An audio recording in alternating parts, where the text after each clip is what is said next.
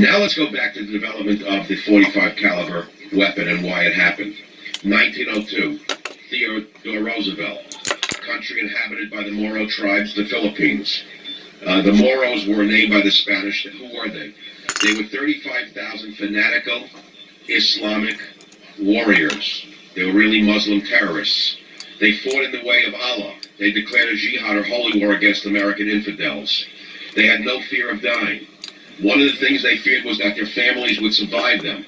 So they often charged into certain death, holding their children in front of them as human shields. With almost unstoppable assaults such as this, and their use of booby trap warfare, as deadly as those in Vietnam, and suicidal attacks reminiscent of the Middle East today, the Muslim Moros kept more than 1/5 of the entire U.S. Army fully occupied for 10 years. Who were they? Well, they shaved their hair and eyebrows. They bound their arteries and genitals in leather to slow the flow of blood and deaden the sensation of pain.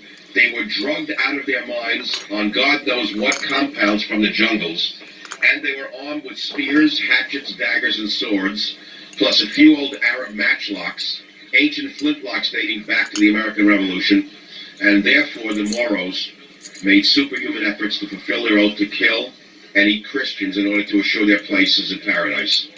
It's still going on. So what happened? Well, in one instance, a Moro warrior was shot 14 times in 5 minutes, 3 of which penetrated his brain, and yet he fought on.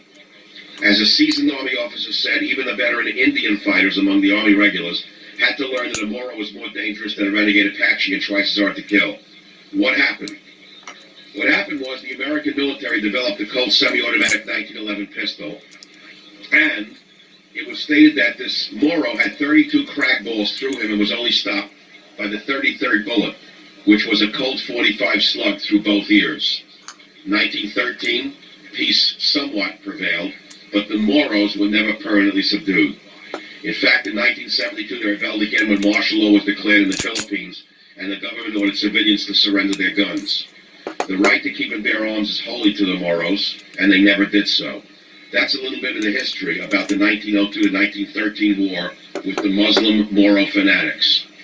And by the way, the Army was using 38 long Colts and 38 specials, the 38 Parabellum. They were inadequate to stop these maniacs, and so they had to develop the 45 to put them down like the man-insane nuts that they are. That's the history of weapons.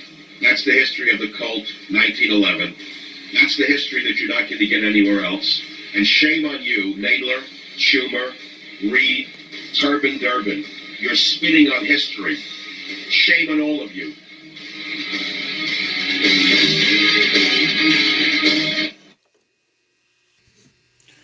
Never once have I caught this thing trying to sneak out the door and do something on its own.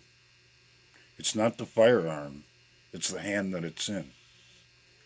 And if they're taken away from good people, only hands the firearms are going to be in are the bad ones.